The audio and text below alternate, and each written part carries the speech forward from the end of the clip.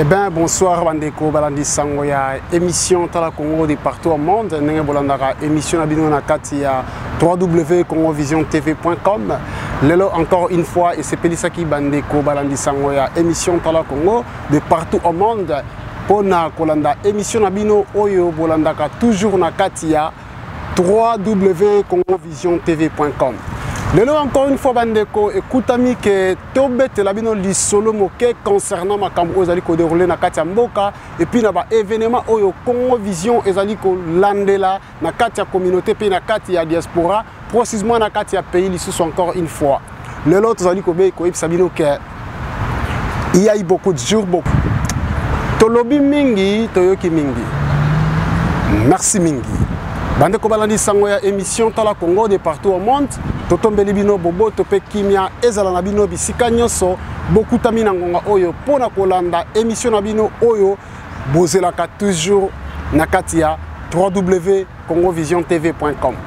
Lelo encore une fois tomi kuti na katia Dallas Texas pona koyebisa bino un peu l'histoire concernant ndenge nini monde ezali kotambola comment gouvernement na biso ya Congo ezali ko luka toujours ko manipuler population ko compliquer batu ko sala biloko oyo croyant que batu bazali koyeba te mais batu bayebi lelo encore une fois nami kuti na kati ya mboka Dallas Texas si mananga ndenge mozali komona ezali autoroute oyo boyokaka autoroute ezali te banzela mike bazali kosalela biso baza kokosa biso baza koyebisa bino ke tosali ba autoroute tosali ba boulevard non ndeko na ngai okotikala na kati ya aveuglement okozala na kati ya aveuglement et le jour à venir okoya komi se retrouver koza na retard munene na kati ya monde retard munene na kati ya technologie retard munene baninga ba avancer baza soki na 40e siècle yo oza komi se retrouver toujours na ba 19e ba 18e siècle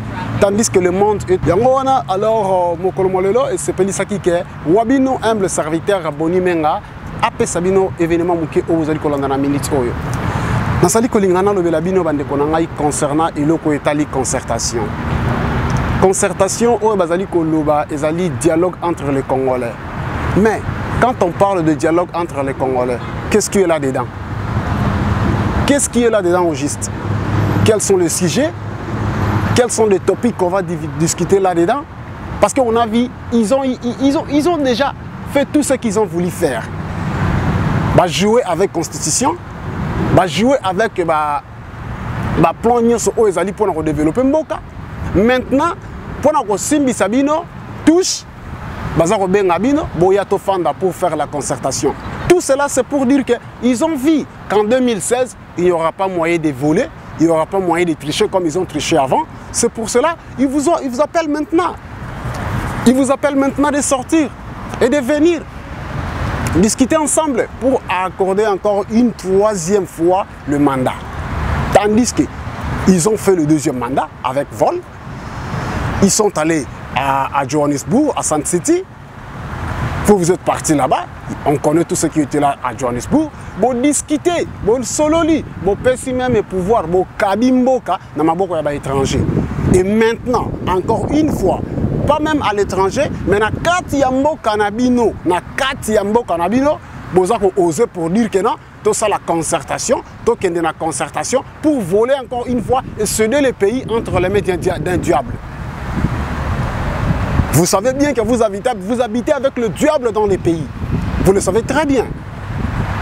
Qui peut nier ou dénier parmi vous tous les Congolais qui sont au pays? Bien que vous soyez aux États-Unis, vous soyez en Europe, au Canada, partout, ceux qui vont commis, vous avez besoin, ceux qui ont besoin, ceux qui sont balabala,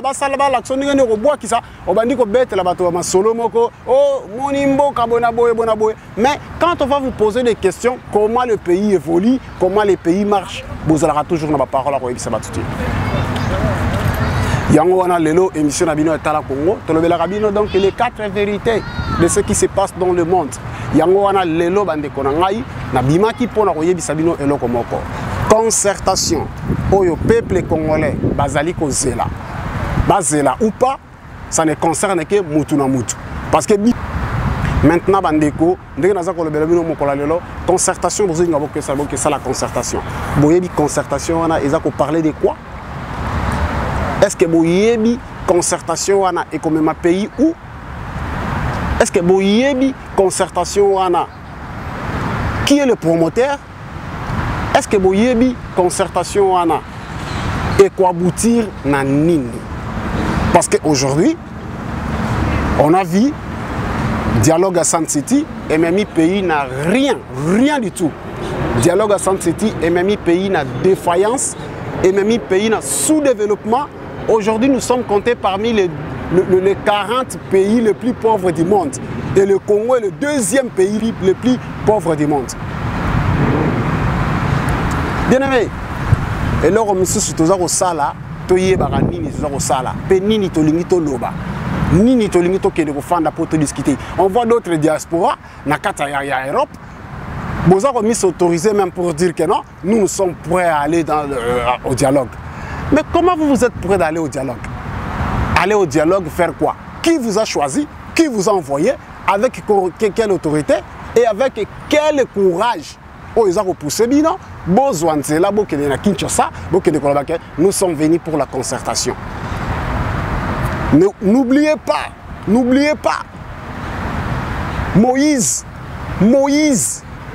le sauveur, on ne parle pas d'autres Moïse, Moïse, pour le moment. Non. On parle de vrai Moïse le sauveur.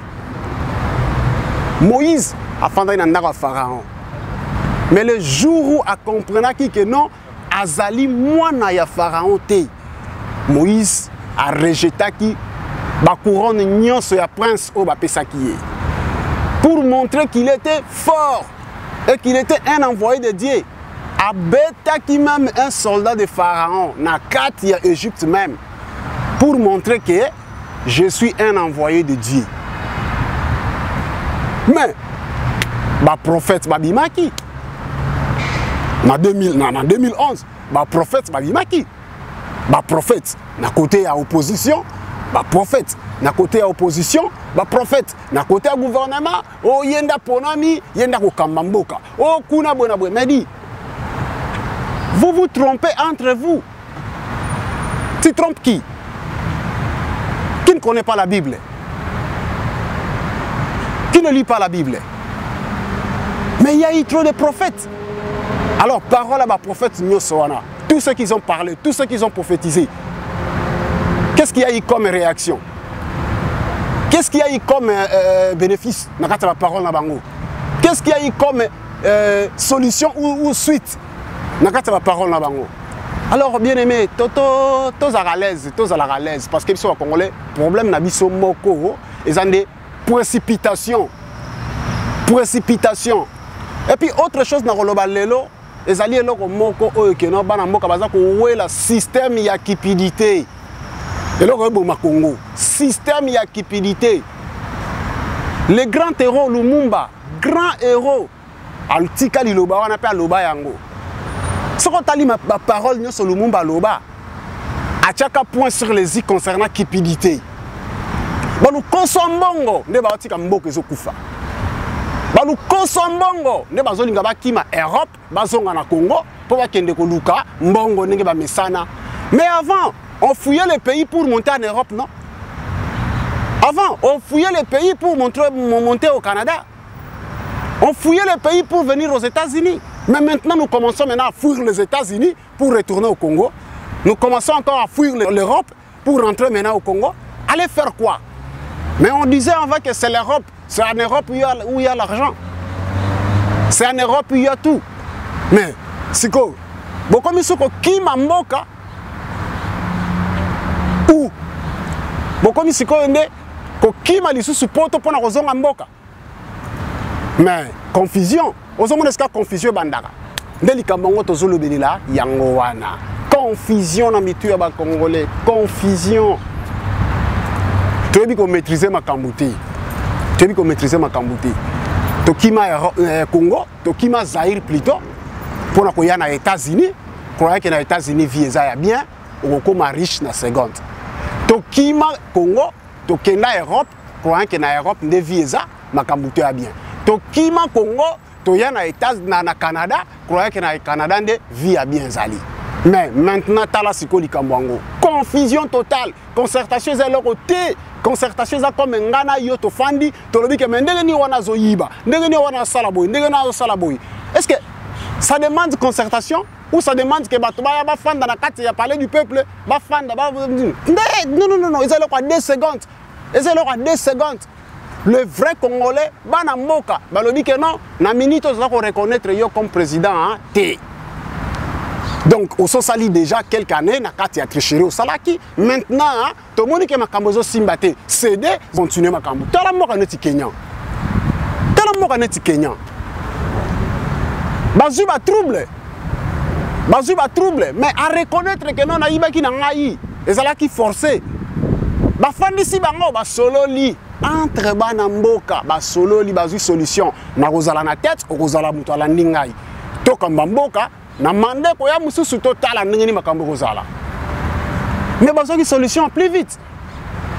Mais yabiso ba Congolais ça fait combien d'années tous autres solutions té. Na problème moko. Problème en mo rezali nini paix. Mais ça ne commence pas aujourd'hui. La personne qui avait dit celui qui aime la paix prépare la guerre. Mais toi tu cherches la paix, tu ne prépares pas la guerre. La paix que tu es en train de parler, ça viendra d'où? Ça viendra d'où? Ça ne tombera pas jamais du ciel. Ça ne va pas seulement tomber comme ça. Non. Il faut qu'on comprenne le moko. Concertation ozolinga et salemanakata mboka wana. C'est dit, il y a coupé ça encore pouvoir na Hippolyte Kanambe pour na asala lisusu 3e mandat. Oyo ko confirmer bien. Oyo ko pesa ye autorité ya ko dominer bien encore les Congolais. Nala sabino le pourquoi. Ce qui boke na concertation. Solution comme na concertation ezali kaka moko. Tozali ko zwa ba guerre sur ba guerre. Tozali na pété na est ya pays. Circe. Et loko tokoki ko sala na minute oyo ezali tomeka kofanda d'ensemble na année oezakoya 2016 élection ekozala te to trouver solution pour na problème ya mboka mais solution boko trouver nani akozala en tête bokenda na Sun City bo choisir ye 1+4 1+4 ebotani masa cité na kata mboka 1+4 ebomisa bato na kata Kinshasa te 1+4 solution nini bozwaka na kata 1+4 et pourtant bozui manzaka na bino na misapi na bino ba vrai Congolais bana mboka bo signer na papier que azwa bokonzi a diriger mboka. C'est que le londe bozonga na parler du peuple pour na boyebisa biso que bolingi bo mi se réconcilier lisusu. Tandis que toyebi pour le moment na kati mboka diable asomba na Congo. Diable asomba Congo. Du jour au jour makila ozo tanga na kati Congo bo mona ngweza nini. Boka sa bato ba kufa ka po eza guerre. Boka sa bato ba kufa ka po eza ke o bon bato wana kuna ba Rwanda balingi biso te. Non. Il faut qu'on y ait consulter, qu'on y ait tout dans Nzambe. Tout ça me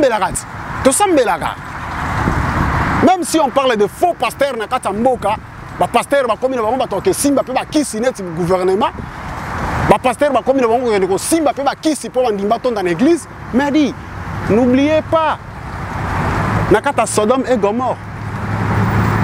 Il y avait beaucoup de gens au bazaki ba sataniste ba comment sala makambo nzamba sepela ina ngote mais nzamba yeba ki famille moko ezaki famille à l'autre li a quoi intercession ya Abraham c'est de même que nous to fa dans la diaspora on fait tout pour que bino kuna na mboka bozala bien on fait tout pour que bino bozo solution chaque famille o ezana ndeko na poto leloyo ekoma kaka matolo na ndeko bazana poto tobe on peut matolo, tu veux matolo. Il y a matolo. Pour chaque seconde, chaque minute, ce qu'on bengi, il y a likamoro likonda. Il y a matolo. Alors concertation en gros anezoya, to senginde na bayebi vérité. Ba oyo bazo mona évolution na kata mboka te. Il est temps. Il est temps, il est temps, il est temps. Tous les latés que comme on a un moment bah que concertation vous allez en mois prochain, ndebo bandi sikoyo ba mouvement na minute wana te. Il est temps. L'heure avance. Il faut que télé na minute oyo ko boya likambo wana. Ça voilà na émission moto sala na Jacques Matanda. Allo bango bien. Allo bango bien. Il faut que toucher l'appareil économique à l'État. Il faut que toucher l'appareil wana. Parce que, ata bofandi wana na kata mboka ngo, ozarano na mutuka te, bao batambola na mutuka eza bao bakende mona ba indien, eza bao bakende mona ba marabout, eza bao bakende mona ta msusu bat msusu mais misusu pe tolobi te que tout le monde. Misusu pe baza wana poazwa abunda na mutoki na yeti nzamba pamboli yake kozwa yango. Mais il faut que confusion à la nakati kaka ya batu. Soki ozotambola na camarade mabe, batu msusu bakomona opeka mutu mabe. Bakomona mutu mabe parce que ba yebi ke otambola na mutu mabe, tandis que yo moko na kati na yo omiyebi ke ozakana mutu mabe te. Alors yango wana eloko na sepsano na minute yo yebe la vision. Tango ebelemi. Concertation on a botique la espace parce que ezali juste signature moko ya ko pesa kanambe autorisation ya ko diriger encore le pays na 2016 soki bozo chatembe bokende ba oyo lisusu tika to beta 7 mama na ngai ezoyinda ngo tozoloba ezoyinda. Et loro moko o bana mboka bazo comprendre te que ce qui tozoloba ezoyinda tozoloba ngo dans le cadre que bana mboka question moko na rotuna nanwa na ba o nyoso bazolanda nga na minute biso sotoyebi le pauvre Ngunza Karli Band toyebi le fait Ngunza Karli Band azwa ke exil nae na kata mboka. Après avoir troublé le gouvernement à Ville Léopard, Ngunza Karli Band a salaki ba exil nae. Afandi poto bambula na bambula. Mais tellement que molimo ya kipidité, molimo ya lokoso. Hein? Et là qui vient salaba buzoba, via dekona. Via dekona, na zo via dekona, via kitana mboka. Era kitana mboka, si bino boza ba témoin. Qui n'est pas témoin? Bon, on a tenu pasola billet na aéroport. Bon, on a tenu pasola billet que y est vraiment bangwana mobuto ko simbate. Mais aujourd'hui, si on est vraiment déshonnête, ce qui te le la vérité biso ba congolais. Qui a éliminé Ngunza? Qui a éliminé Ngunza Karli Band? Mais maintenant, tala li kamango li susu tozongeli na même table. Mbeli ba chubi muninga na mukongo yo siko zo lingo kende ne ba chubu ngo na mupandi ozo mona bien ke ba ba chuba ngambeli na mupandi batunoti ba rex batunoti ba misusu na bazo chaka bambanga ke biso to kende na concertation ba nini botika bango tika kende amona mama na amona papa na so aponi liwa bible za ko bisabino bible za ko bisabiso boye. La carte Deutéronome. Bible est réception la carte Deutéronome, so autant la Bible ndé wonangai. Bible lobby. Mais yomoko aux mis cette autorisation bien, fait avec discussion. Dans le plateau, aux mis ça yomoko autorisation pour dire que on est prêt. On est prêt avec qui? On est prêt avec qui? Dis seulement que je suis prêt. Et personne n'a autorisé aucun kolobela ye parce que net mutuno tinga na yebi yote o yebi ngate bato pe bafandaka na États-Unis nyonso oyebi bango te bayebisaka eloko nini mpo kende kuna okelobelela bango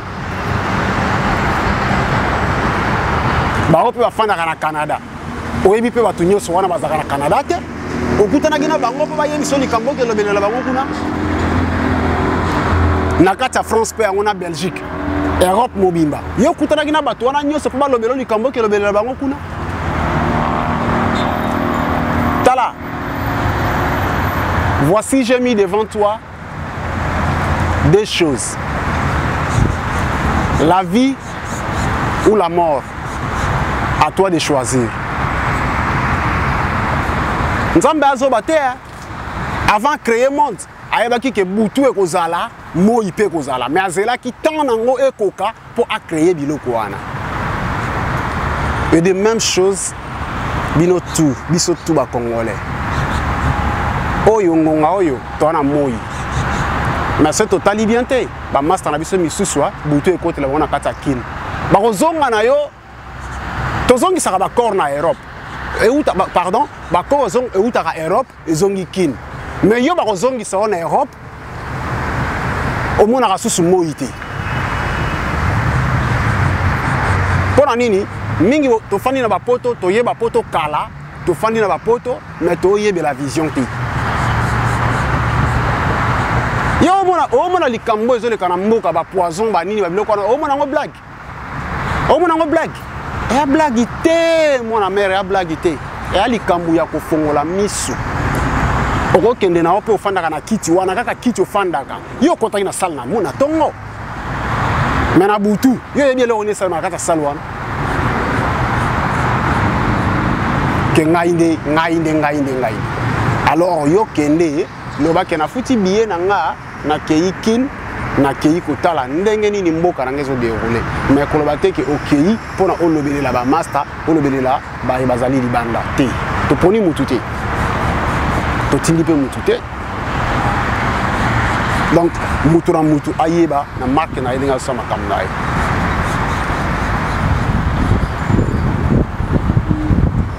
parce que dans peu de temps les choses vont changer. Les choses vont changer. Et puis, elles vont changer. Car je suis prêt à aller. Vous allez parmi liste ya ba oan.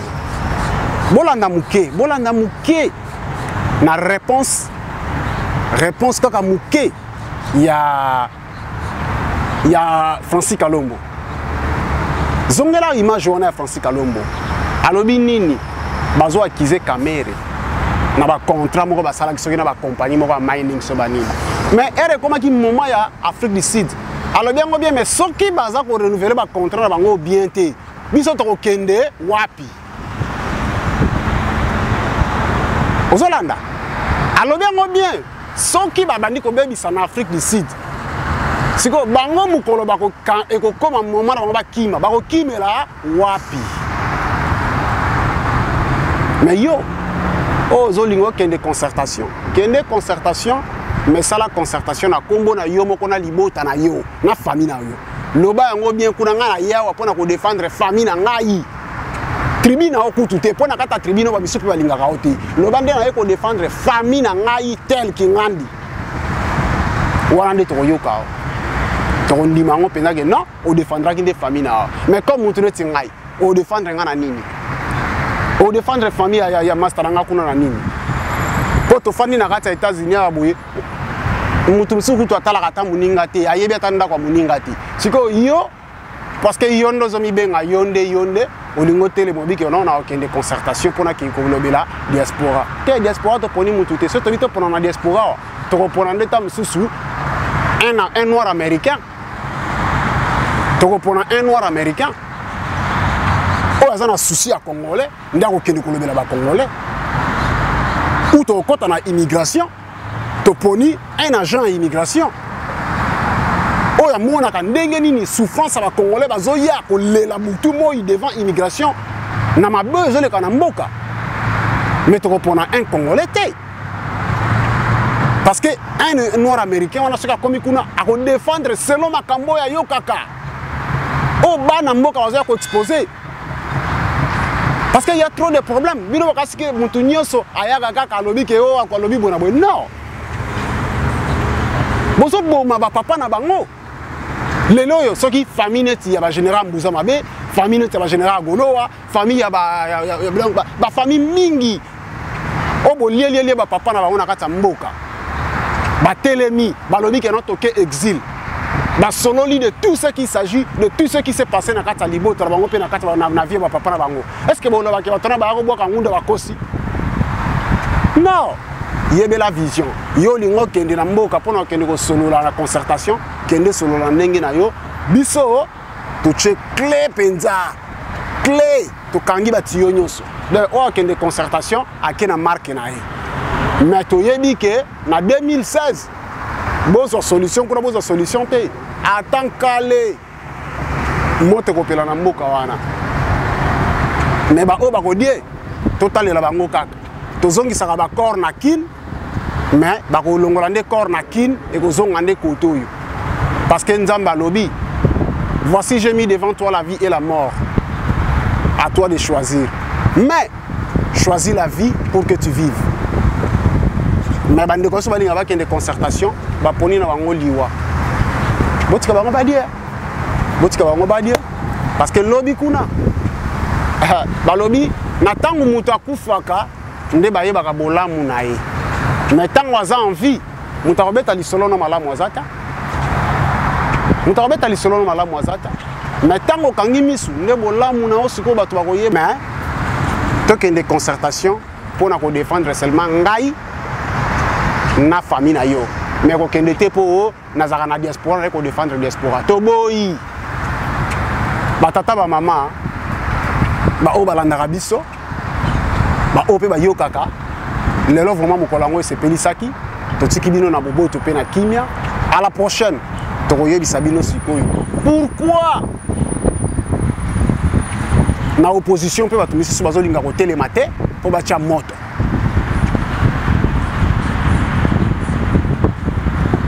yango wana à la prochaine tokokuta lisusu na minute oyo toza kopesa pe ba dédicace ba mbote ba losako na ba mastatro neti na kati ya Paris tozo pesa mbote na Felika Yembe toza kopesa mbote na Isabelle toza merci na ba yenyo so balandaki biso émission na biso ekomi na suka totombeli bino boboto pe kimia ezala na bino bande konyo so na kati ya Congo et puis tozo lisusu 5 minutes 2 minutes 1 minute seulement pour na koloba mes condoléances na ba famille nyonso o ba perdre ki ba famille bande ko bango na kati ya Mboka Goma. Que leurs âmes reposent en paix. Le jugement viendra. Seul Dieu qui connaît les jours.